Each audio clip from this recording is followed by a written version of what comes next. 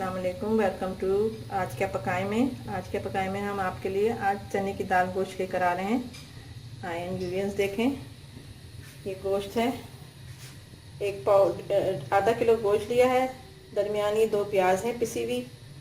अच्छा जी, ये चने की दाल है 1 कप, जो हमने उबाली है धो के और इसको पीस लिया है। ऑयल है थोड़ा सा भी हम लेंगे, बाकी हम भगाड़ने के लिए लेंगे। गरम मसाला है 1 टीस्पून। धनिया पाउडर है 1 टीस्पून, क्योंकि हम इसमें ज़्यादा नहीं डालते हैं। भगाड़ने के लिए प्याज है हाफ, उसमें से निकाल ली थी हमने। नमक थोड़ा सा लेंगे, मिर्च जो है पिसी हुई 1 टीस्पून लेंगे और हल्दी हाफ टीस्पून लेंगे। अब हम इसको शुरू करते हैं। पहले हम ऑयल डालेंगे, इसको कड़कड़ाएंगे। फिर इसमें हम डाल देंगे प्याज डाल देंगे।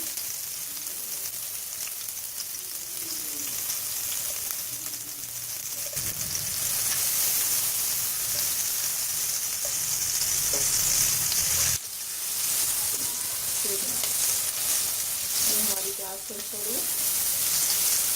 अच्छा, ये जो मैंने गोश्त गलाया था ना, तो इसी में मैंने 2 चमचे टेबल स्पून भर के लहसुन अदरक का पेस्ट भी डाल दिया था, ताकि इसकी बिस्सान भी ना आए और वो ख़त्म हो जाए। आप भी यही करिएगा, जो भूनने में बहुत टाइम लगता है।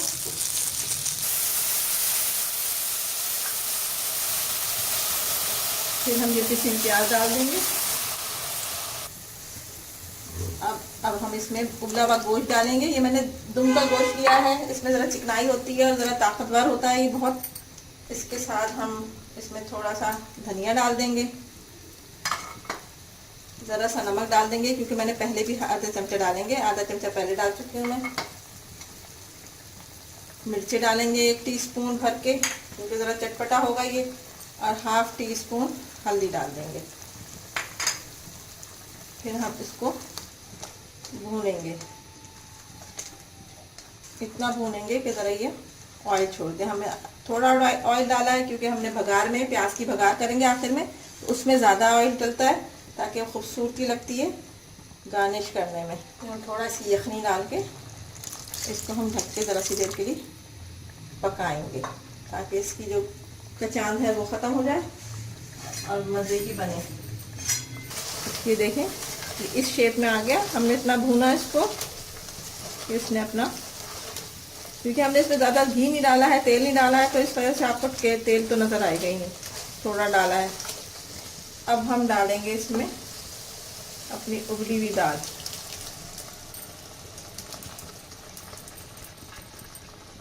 ये मैंने 1 कप ली थी उबाल के।